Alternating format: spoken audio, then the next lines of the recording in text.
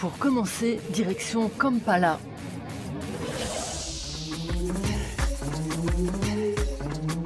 La scène électronique underground d'Ouganda prend de l'ampleur et c'est un peu grâce au collectif Nyege Nyege.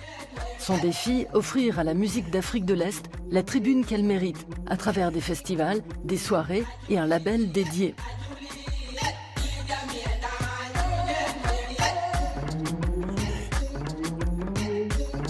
Ce soir, la capitale ougandaise accueille la Nyege Nyege Full Moon Party. DJ Campir est l'une de ses organisatrices. En Ouganda, on adore faire la fête du soir au matin.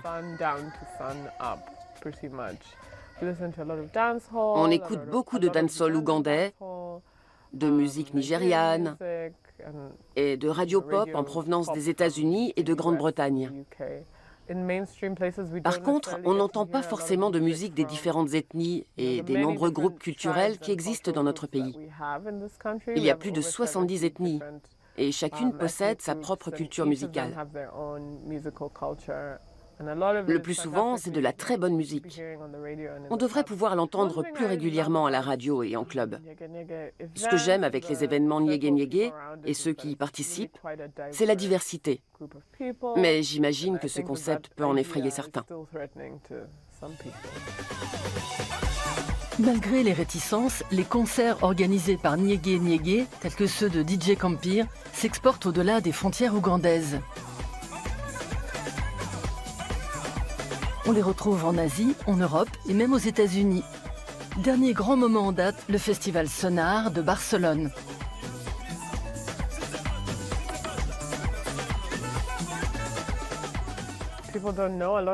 Les gens n'y connaissent pas grand-chose en musique d'Afrique de l'Est, ni en musique africaine de manière générale d'ailleurs. Elle a pourtant toujours influencé la pop commerciale et internationale. Je ne crois pas que l'Afrique de l'Est ait une identité bien distincte à l'échelle internationale, parce que c'est une région très variée, dont sont issus beaucoup de genres musicaux. Par exemple, le son de la tribu Acholi. Otim Alpha l'a mis au goût du jour en créant un nouveau genre musical, l'Acholi Tronics.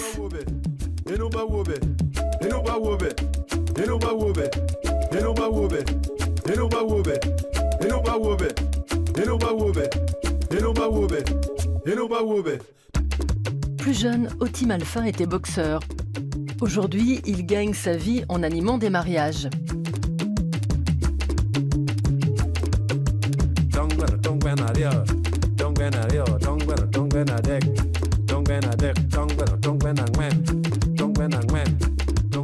Et il répond présent à de nombreux festivals dans le monde entier.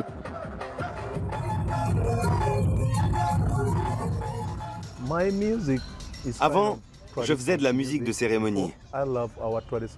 J'adore les musiques qu'on joue au mariage. Mais les gens disaient toujours que mes chansons étaient faites pour les personnes âgées et qu'elles étaient trop locales. Alors, je les ai combinées à des sons électroniques.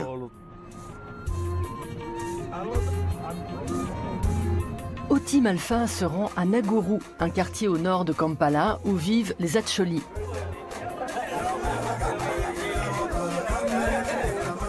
Il y retrouve ses amis ainsi que son idole.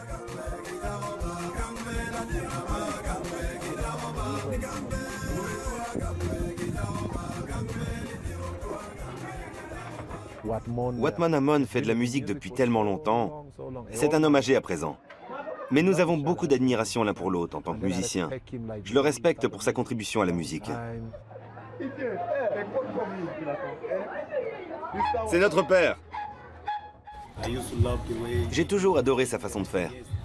Je me disais qu'un jour je serais comme lui. En ce moment, j'essaye de me mettre au nanga.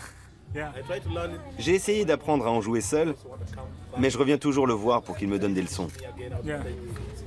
Et c'est ce que je fais. En Ouganda, les Acholi sont les seuls à jouer du nanga. C'est vrai. En Ouganda, il n'y a que. Aucune autre tribu n'a ce genre d'instrument. Je suis le seul à Kampala. Il n'y a que lui ici.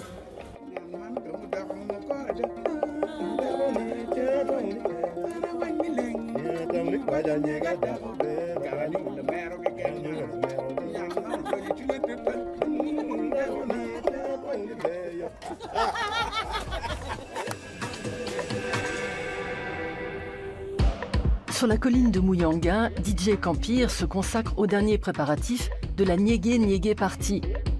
Parmi les invités, Brian Bamiyana. Il a conçu l'Afrorack, le premier synthétiseur analogique modulaire DIY d'Afrique.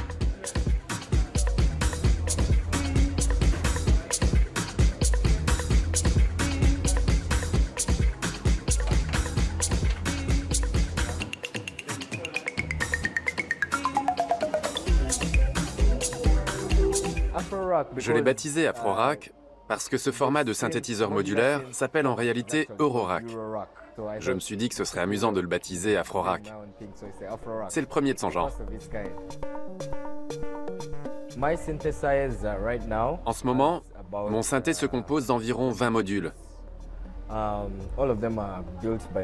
Je les ai tous construits moi-même.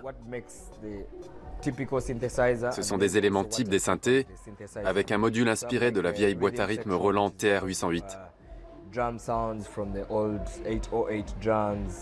C'est un système entièrement analogique, à part le contrôleur qui est numérique, pour faciliter le travail des sons. J'y investis beaucoup de mon temps libre. Je fais pas mal d'expériences la nuit, mais ça me plaît. L'Afrorack n'est pas encore parvenu jusqu'en Europe, mais ce n'est qu'une question de temps, car les sons de Campir, Otim Alpha et les autres suscitent de plus en plus d'intérêt.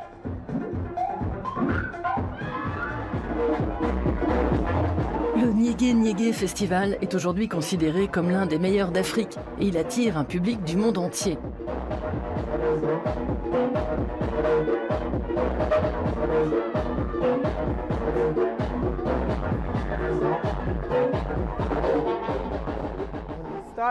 C'était un tout petit festival au début. On ne savait pas vraiment où on allait. Beaucoup d'artistes venaient par leurs propres moyens et se produisaient sans être payés. On était peut-être 1500 sur place. Alors, le fait qu'on soit toujours là et que le festival continue à grandir, c'est un vrai succès.